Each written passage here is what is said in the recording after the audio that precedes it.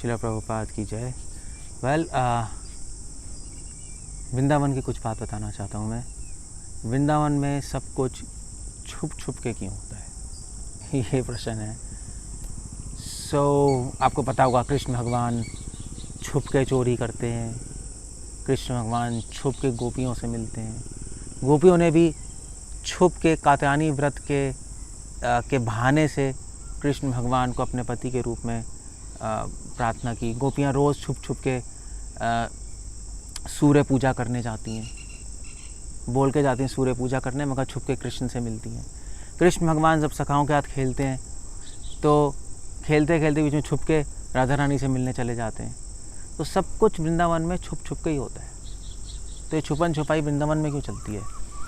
वैकुंठ में ऐसा कुछ नहीं होता। पहली बात ये, वैकुंठ में लक्ष्मी नारायण है, सारे भक्त आते हैं, सब पूजा करते हैं, लक्ष्मी नारायण बैठते हैं, सबके सामने सारी स्तुतियाँ होती हैं, सारी पूजाएँ होती हैं। तो ये वृंदावन में सब क्या चल रहा है? ये छुपन छुपाई का गेम क्यों चल रहा है हर जगह? इसका एक कारण है। इसका कारण ये है कि शास्त्रों में एक शब्द आता है परोक्षवाद। परोक्षवाद में प्रियम। भगवान कृष्ण उद्धव को कह रहे हैं 11वें स्कंद में कि मुझे परोक्षवाद बहुत प्रिय है। परोक्षवाद का मतलब होता है हिंदी में इनडायरेक्ट।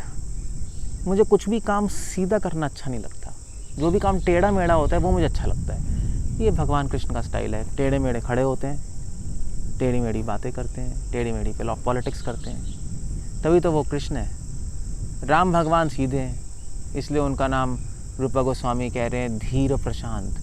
कृष्ण भगवान टेढ़े मेढ़े हैं, इसलिए धीर ललित। इसलिए उनको बातें भी टेढ़ी मेढ़ी अच्छी लगती हैं, करना भी टेढ़ा मेढ़ा अच्छा लगता है। वो उसको कहते हैं परोक्षवाद, टेढ़ा मेढ़ा। इसका इंग्लिश में कह दीजिए इनडायरेक्टली, इनडायरेक्ट टॉक्स और इनडायरेक्ट एक्शंस। सो कृष्ण भगवान, जैसे उदाहरण के लिए कृष्ण भगवान को वैकुंठ में अगर कोई स्तुति, वैकुंठ में परोक्षवाद नहीं है। वैकुंठ में अगर कोई स्तुति करता है सीधा सीधा करता है, कृष्ण हे लक्ष्मी नारायण आप महान हैं, आप परमात्मा के रूप में सब जगह विद्यमान है, अंतर्यामी है, सर्वज्ञ है, सीधा सीधा चल रहा है। हाँ, वैकुंठ में कभी कभी परोक्षवाद इनडायरेक्ट टॉक्स होती हैं, परोक्षवाद कथा होती है। जैसे वेदों की स्तुति करते हैं, वैकुंठ में वेदों की स्तुति चलती है। वेदों में लिखा है कि वो महान है, सामने भगवान बैठे हैं बट फिर भी लिखा है वो महान है, वो अंतर्यामी है, वो सब कुछ है। उसको इनडायरेक्टली कहते हैं। सामने व्यक्ति है बट फिर भी आप ऐसा बोल रहे हो, तो वो भगवान को प्रिय है। वैकुंठ में जनरली डायरेक्टली स्तुति होती है, कभी कभी परोक्षवाद कथा होती है। और वृंदावन में डायरेक्ट कुछ भी नहीं होता। परोक्षवाद कथा और परोक्षवाद लीला, लीलाएं भी, क्रियाएं भी सब इनडायरेक्ट चलती हैं। क्रियाएं भी, जैसे श्रीमती राधा रानी है, राधा रानी सीधा कृष्ण से बात नहीं करती, मान करती हैं, गुस्सा होकर बैठ जाएंगी। वैकुंठ में लक्ष्मी जी कभी गुस्सा नहीं होती, नारायण से बात करनी है मगर मुंह उस तरफ कर लेंगी, इनडायरेक्ट। और वृंदावन में सारी चीज़ें तभी तो छुप छुप के होता है। सारी चीज़ें गोपियों ने कात्यायनी की पूजा की, कृष्ण से बोल देते जाके सीधा कि हमें आपको पति के रूप में चाहती है, मगर नहीं, कात्यायनी की पूजा के छल में कृष्ण को पति के रूप में मांग रहे हैं। और कृष्ण छुप के देख भी रहे हैं क्या कर रहे हैं, और उनको बड़ा मज़ा आ रहा है। गोपियाँ इसलिए कर रही हैं क्योंकि कृष्ण को, उनको पता है आनंद आएगा, क्योंकि कृष्ण सब छुपन छुपाई उनको अच्छा लगता है। कृष्ण भगवान छुप के गोपियों का मक्खन चुरा रहे हैं, परोक्षवाद लीलाए।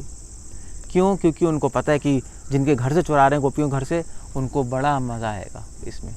कृष्ण भगवान जब रासलीला हुई तो बीच में गायब हो गए, छुप गए। क्यों? क्योंकि उनको पता है कि गोपियों को बड़ा मज़ा आएगा जब वो मुझे ढूंढेंगी और जब मेरे लिए रोएंगी, और मुझे भी बड़ा मज़ा आएगा।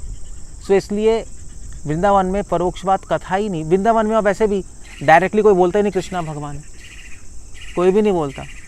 सब कहते हैं कृष्णा तुम बड़े नॉटी हो, तुम बड़े लंपट हो, सब उल्टे पुल्टी टॉक्स चलती हैं।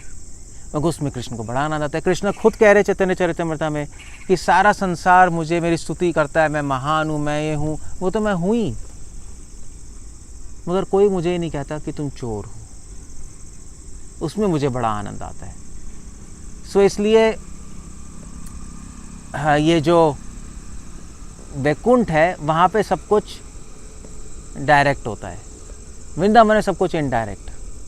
वैकुंठ में थोड़े हद तक परोक्षवाद कथा चलती है, मगर वृंदावन में परोक्षवाद कथा और परोक्षवाद लीला है, इसलिए वृंदावन में सब कुछ छुप छुप के ही होता है।